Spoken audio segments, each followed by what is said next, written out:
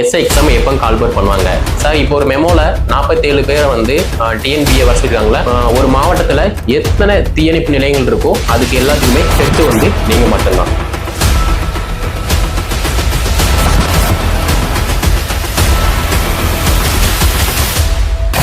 TN விசாரிப்பு நடத்தக்கூடிய SI exam எப்போ call for பண்ணுவாங்க? எனக்கு இதுதான் லாஸ்ட் சான்ஸு, எனக்கு வயசு முடிஞ்சு போச்சு அப்படிங்கிற மாதிரி நிறைய பேர் டே டு டே லைஃப்ல நம்முடைய அகாடமியை கான்டெக்ட் பண்ணி கேட்டுக்கிட்டே இருக்கீங்க. ஓகே, ஸோ இந்த வீடியோ தொகுப்புல நம்ம எஸ்ஐ யூனிஃபார்ம் மட்டும்தான் போடணுமா? ஏன் டிஎன்பிசி நடத்தக்கூடிய குரூப் 1 எக்ஸாம் பாஸ் பண்ணி டிஎஸ்பி யூனிஃபார்ம் போடக்கூடாது? அதே மாதிரி ஃபயர் அண்ட் ரெஸ்கியூ டிபார்ட்மெண்ட் சார்ந்த அந்த யூனிஃபார்ம் வந்து ஏன் போடக்கூடாது அப்படிங்கிற மாதிரி தான் இந்த வீடியோ தொகுப்பு. ஸோ இந்த வீடியோ பார்த்துட்டு இருக்க எஸ்ஐ மாணவர்கள் ஜஸ்ட் டைம் ஸ்பெண்ட் பண்ணி நமக்கு எஸ்ஐ மட்டும் வாய்ப்பு கிடையாது, டிஎஸ்பி வாய்ப்பும் இருக்கு அப்படிங்கிறதுக்காக தான் இந்த full explanation. Okay, first of all SI exam எப்போ கால்பர் பண்ணுவாங்க? கிட்டத்தட்ட 9ஆம் தேதி கோர்ட்டுக்கு கேஸ் வந்துருந்துச்சு அப்படின்னா ஏதாவது ஒரு ஜட்ஜ்மெண்ட் வந்து கிடைச்சிருக்கும். ஒன்று அந்த 41 பேரை வந்து ரிஜெக்ட் பண்ணி இப்போ ஃபர்தரா உள்ள ஸ்டூடெண்ட்டை நீங்க ட்ரைனிங் அனுப்புங்க அப்படிங்கிற மாதிரி சொல்லியிருப்பாங்க. அப்படி இல்லைன்னா அந்த எல்லாத்தையுமே நீங்க ட்ரைனிங் அனுப்புங்க, இந்த 41 பேரையுமே நீங்க ட்ரைனிங் அனுப்புங்க அப்படிங்கிற மாதிரி ஏதாவது சம்திங் சொல்லியிருப்பாங்க.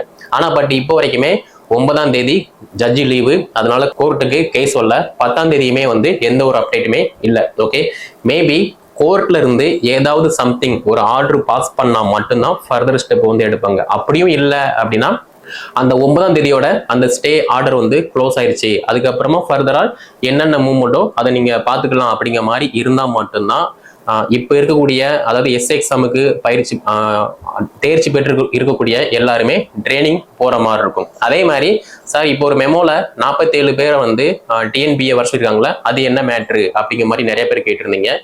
எஸ்ஐ எக்ஸாமை பொறுத்த மட்டும் டிஎன்பிஏல நிறைய அவுட்டோர் இன்டோர் இது இருக்கும், ஓகேவா, ப்ராக்டிஸ் இருக்கும். அப்போ அதுக்கு தகுந்த மாதிரி அங்கே வந்து மேன் பவரை வந்து ஃபில் பண்ணுவாங்க. ஸோ அதுக்காக தான் இந்த 47 பேரை வந்து வர சொல்லியிருக்காங்க. இதுவுமே வந்து அந்த ட்ரைனிங்கான ஒரு ப்ராசஸ் தான், ஓகேவா. ஸோ இதில் வந்து எந்த விதமான மாற்று கருத்துமே கிடையாது.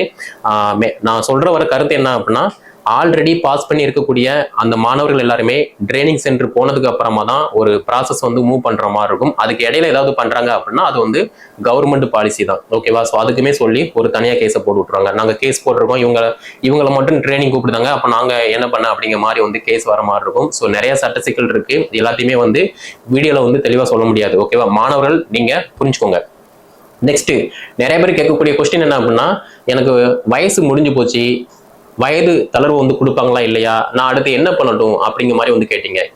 இந்த வீடியோ பார்த்துட்டு இருக்க நீங்க எஸ்ஐ எக்ஸாம் மட்டும் நமக்கு வந்து யூனிஃபார்ம் கிடையாது, ஓகே. அதே மாதிரி மேக்சிமம் எஸ்ஐ எக்ஸாம் ப்ரிப்பரேஷன் பண்ற எல்லா மாணவ மாணவிகளுமே வந்து டிகிரி கம்ப்ளீட் பண்ணியிருப்பீங்க. அப்போ நீங்க ஏன் எஸ்ஐ எக்ஸாம் மட்டும் ப்ரிப்பரேஷன் பண்றீங்க? டிஎன்பிசி நடத்தக்கூடிய குரூப் 1 எக்ஸாம் ஏன் ப்ரிப்பரேஷன் பண்ணல? உங்களே மாதிரி தான் குரூப் 1 எக்ஸாமும் மாணவர்கள் வந்து அட்டன் பண்றாங்க. ஆனா அது வந்து ரொம்ப கஷ்டமா அப்படிங்கிற மாதிரி கேட்கலாம். ரொம்ப ரொம்ப ஈஸி தான். நீங்க எஸ்ஐ எக்ஸாமை பொறுத்த மட்டும் எக்ஸாம் எழுதுறீங்க, பிசிக்கல் பண்றீங்க, இன்டர்வியூ அட்டன் பண்றீங்க, அவ்வளவுதான். அதுக்கப்புறமா medical, overall rank list, appointment order, இந்த மாதிரி 3 ப்ராசஸ் இருக்கு. ஆனா டிஎன்பிசி நடத்தக்கூடிய குரூப் 1 எக்ஸாமுக்கு பிரிலிமினரி, மெயின், இன்டர்வியூ, அதுக்கப்புறமா ரேங்க் லிஸ்ட், போஸ்டிங் வந்து போற மாதிரி இருக்கு, ஓகே. அப்ப இந்த ரெண்டுக்கும் என்ன டிஃபரெண்ட்? இங்க ஒரு எக்ஸாம் மட்டும் அட்டன் பண்றீங்க, அங்க 2 எக்ஸாம் வந்து அட்டன் பண்றீங்க. இன்டர்வியூ பொறுத்த மட்டும் சேம் கான்செப்ட் தான். இங்க வந்து கொஞ்சம் லோவான ஒரு ரேங்கு, அங்க வந்து ஹையரான போங்கு. இந்த வீடியோ பார்த்துட்டு இருக்க நீங்க டிஎஸ்பி பெருசா எஸ்ஐ பெருசான்னு சொல்லி உங்களுக்குள்ளே கேட்டுக்கோங்க. நீங்க எஸ்ஐ ஆனீங்க அப்படின்னா ஒரு செஷனுக்கு மட்டும்தான் நீங்க வந்து சப் இன்ஸ்பெக்டர், அந்த லிமிட்ல என்ன கண்ட்ரோல் இருக்கோ அதுக்கு மட்டும் நீங்க வந்து எஸ்ஐ, ஓகே. ஆனா நீங்க டிஎஸ்பி ஆயிட்டீங்க அப்படின்னா ஒரு டிஸ்ட்ரிக்ட்ல ஒரு தாலுக்குக்கு நீங்க டிஎஸ்பியா வந்து ஆவீங்க. உங்களுக்கு கீழே கிட்டத்தட்ட 5 போலீஸ் ஸ்டேஷனோ 6 போலீஸ் ஸ்டேஷனோ கண்ட்ரோல்ல இருக்கும். இதே மாதிரி நீங்க சிட்டி சைடு அப்படின்னா வேற மாதிரி டோட்டலா டிஃபரெண்ட் ஆகும். அப்போ எஸ்ஐ பெருசா டிஎஸ்பி பெருசா, இதை வந்து நீங்க திங்க் பண்ணிக்கோங்க.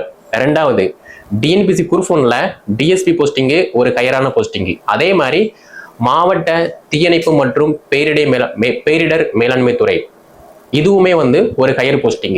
இந்த போஸ்டிங்கை பொறுத்த மட்டும் ஒரு மாவட்டத்துல எத்தனை தீயணைப்பு நிலையங்கள் இருக்கோ அதுக்கு எல்லாத்துக்குமே ஹெட் வந்து நீங்க மட்டும்தான், ஓகேவா. சிட்டி சைடு அப்படின்னா அது வேற, ஓகே.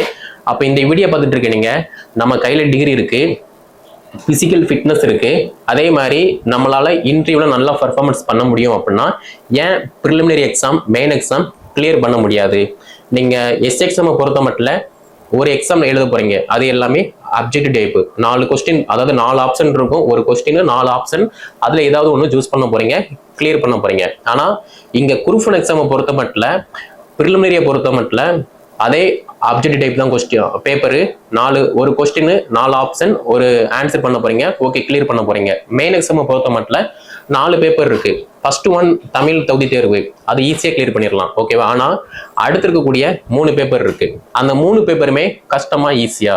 ரொம்ப ரொம்ப ஈஸி தான், கஷ்டம்லாம் கிடையாது. என்ன அப்படின்னா, இப்போ நீங்க எஸ் எக்ஸாம் ப்ரிப்பரேஷன் பண்ணிட்டு இருக்கீங்க, இன்டர்வியூல போயிட்டு தமிழ்நாடு காவல்துறை பற்றி சொல்லுங்க அப்படின்னு சொல்லி கேட்காங்க. அதே மாதிரி டிஎன்பிசி மெயின் எக்ஸாம்ல வந்து கேட்காங்க அப்படின்னா, நீங்க தமிழ்நாடு காவல்துறை யாரு கொண்டு வந்தாங்க, எந்த வருஷம் கொண்டு வந்தாங்க, முதல்ல இருக்கக்கூடிய டிஜிபி பேர் என்ன, அதுக்கப்புறமா என்னென்ன அப்டேட்டு, இப்ப 2024 வரைக்குமே என்னென்ன அப்டேட்டு அப்படிங்கிற மாதிரி அந்த கேள்விக்கு தகுந்த மாதிரி பதில்களை நல்லா ஷார்ட் அண்ட் ஸ்வீட்டா நீங்க பிரசன்டேஷன் பண்றீங்கன்னா ஈஸியா கிளியர் பண்ணிடலாம். இதுல வந்து ஏதாவது கஷ்டம் இருக்கா? கஷ்டம் கிடையாது. ஏன்னா எல்லாமே ரேங்க் கூட கூட தான் அதுக்கான தகுதியை நம்ம வளர்த்துக்கிற மாதிரி இருக்கும். இந்த வீடியோ பார்த்துட்டு இருக்க நீங்க எஸ் எக்ஸாம் போறீங்க அப்படின்னா ரொம்ப சிம்பிள். ஆனா நீங்க கஷ்டப்பட்டு படிச்சு TNPSC group one exam pass பண்றீங்க அப்படின்னா உங்களுக்கு கீழே கிட்டத்தட்ட 6-7 போலீஸ் ஸ்டேஷன் கண்ட்ரோல்ல இருக்கும். நீங்க தான் கிங்கு. ஓகே, ஸோ இந்த வீடியோ பார்த்துட்டு இருக்க நீங்க தயவு செய்து எஸ் எக்ஸாம் மட்டும் ப்ரிப்பரேஷன் பண்ணாம டிஎன்பிசி நடத்தக்கூடிய குரூப் ஒன் எக்ஸாமே ப்ரிப்பரேஷன் பண்ணுங்க. ஓகேவா, ரொம்ப ரொம்ப சிம்பிள் தான். அதே மாதிரி இன்டர்வியூ ரொம்ப கஷ்டமா ஈஸியா அப்படிங்கிற மாதிரி வந்து கேட்கலாம். எஸ் எக்ஸாம் இன்டர்வியூ பொறுத்த மட்டும் ஒரு செஷன்ல அந்த லிமிட்ல உங்களோட ஆக்டிவிட்டிஸ் எப்படி இருக்கும், பப்ளிக்கோட உங்களோட அட்ராக்ஷன் எப்படி இருக்கும் அப்படிங்கிற மாதிரி தான் பார்ப்பாங்க.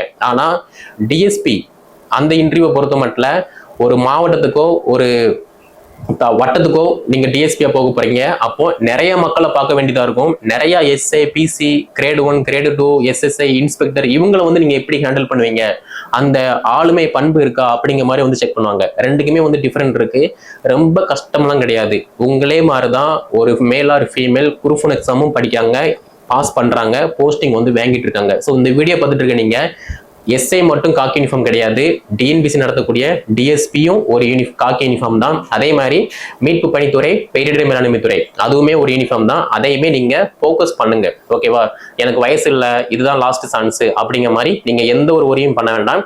வயசை பொறுத்த மட்டும் டிஎன்பிசி குரூப் ஒன் எக்ஸாமுக்கு நீங்க ஜென்ரல் கேட்டகரியா இருந்தீங்கன்னா கிட்டத்தட்ட 34 வயசு வரைக்குமே நீங்க அட்டம் பண்ணலாம். அதே மாதிரி எஸ்சி எஸ்டி அப்படின்னா நீங்க 39 வயசு வரைக்குமே நீங்க அட்டம் பண்ணலாம். ஆனா எஸ் எக்ஸாமை பொறுத்த மட்டும் என்ன இருக்கு, நீங்க ஜென்ரல் கேட்டகரி அப்படின்னா 32 வரைக்கும் தான் நீங்க அட்டம் கொடுக்க முடியும். அதே மாதிரி எஸ்சி எஸ்டி அப்படின்னா 35 வரைக்கும் தான் அட்டம் கொடுக்க முடியும். ஓகே, ஸோ நிறைய டிஃப்ரெண்ட் இருக்கு.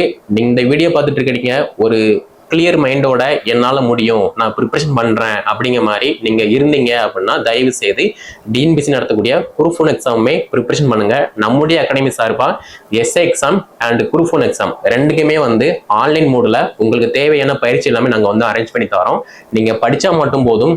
காக்கி யூனிஃபார்மை பொறுத்த மட்டும் கிரேடு 2வும் காக்கி யூனிஃபார்ம் தான், எஸ்ஐயும் காக்கி யூனிஃபார்ம் தான், டிஎஸ்பியும் காக்கி யூனிஃபார்ம் தான், எஸ்பியும் காக்கி யூனிஃபார்ம் தான். நம்ம யூனிஃபார்ம் தான் போடணும்னு நம்ம தலையில இருந்துச்சே அப்படின்னா நம்ம ரேங்க் ஹையர் ரேங்கா போயிருவோம். ஓகேவா, ஸோ அதை முடிவு பண்ணி நீங்க டிசைட் பண்ணுங்க. இதுல உங்களுக்கு வேற ஏதாவது டவுட் அப்படின்னா கீழே கமெண்ட்ல வந்து லீவ் பண்ணுங்க, நான் அதுக்கு தகுந்த விளக்கம் வந்து பதிவு பண்றேன். அதே மாதிரி கீழே டிஸ்கிரிப்ஷன்ல வாட்ஸ்அப் நம்பர், கான்டாக்ட் நம்பர் கொடுத்துருக்கேன். அதை கான்டாக்ட் பண்ணி என்ன டீட்டெயில் கேட்டு படிக்க ஸ்டார்ட் பண்ணுங்க. ஓகேவா, ஸோ நம்முடைய சேனல் நீங்க சப்ஸ்கிரைப் பண்ணலன்னா சப்ஸ்கிரைப் பண்ணிக்கோங்க. இந்த வீடியோ தொகுப்பை எஸ்ஐ எக்ஸாம் ப்ரிப்பரேஷன் பண்ணக்கூடிய அனைத்து மாணவ மாணவிகள் எல்லாத்தையுமே ஷேர் பண்ணுங்க, அவங்களும் வந்து படித்து பயன்பெறட்டும். நன்றி, வணக்கம்.